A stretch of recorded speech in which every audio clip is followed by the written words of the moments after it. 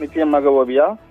மதுராந்தகம் அருகே மூதாட்டியின் மரணத்தில் சந்தேகம் இருப்பதாக கூறி புதைத்த உடலை தோண்டி பரிசோதனை மேற்கொண்டதில் நகைக்காக கீழே தள்ளி கொலை செய்ததாக தாவேகா நிர்வாகி கைது செய்த சம்பவம் பெரும் பரபரப்பை ஏற்படுத்தியுள்ளது.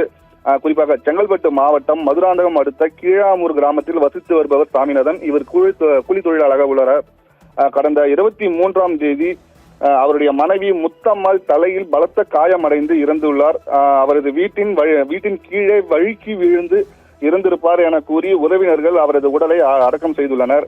பின்பு அவர் அணிந்திருந்த சுமார் 5 சவரன் செயின், காதில் இருந்த கம்மல், நகைகளை உள்ளிட்ட காணவில்லை என சந்தேகம் ஏற்பட்டதால் முத்தம்மாள் அவர்களது மகன்கள் வீரமணி, உமாவதி ஆகிய இருவரும் மேல்மருத்தூர் காவல் நிலையத்தில் சந்தேகத்தின் பேரில் புகார் அளித்துள்ளனர். இதில் டிஎஸ்பி தீபக் ரஜினி தலைமையில் மேல்மருத்தூர் காவலர்கள் மற்றும் வருவாய்த்துறையினர் கிராம பொதுமக்கள் முன்னிலையில் கடந்த வாரம் புதைக்கப்பட்ட உடலை தோண்டப்பட்டு உடலை உடற்கூறாய்வுக்காக அனுப்பி வைத்து விசாரணை மேற்கொண்டனர்.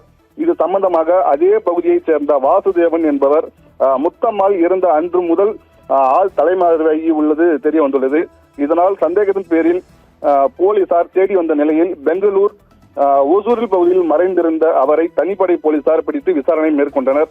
அந்த விசாரணையில் நகையை பறித்துக் கொண்டு மூதாட்டியை கீழே தள்ளிவிட்டதாகவும் அதில் அவர் தலையில் காயமடைந்து இறந்து விட்டதாகவும் அவர் கீழே வழுக்கி விழுந்ததாக இருக்க வேண்டும் என்பதற்காக தரையில் தண்ணீர் ஊற்றி சென்றதாகவும் விசாரணையில் தெரிய வந்தது.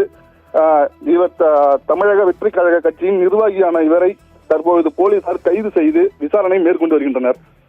ஓவியா.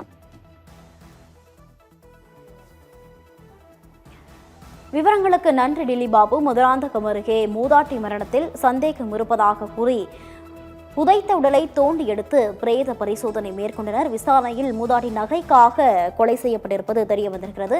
இது குறித்த கூடுதல் விவரங்களை எமது செய்தியாளர் டில்லி பாபு வழங்கிட கேட்டோம்.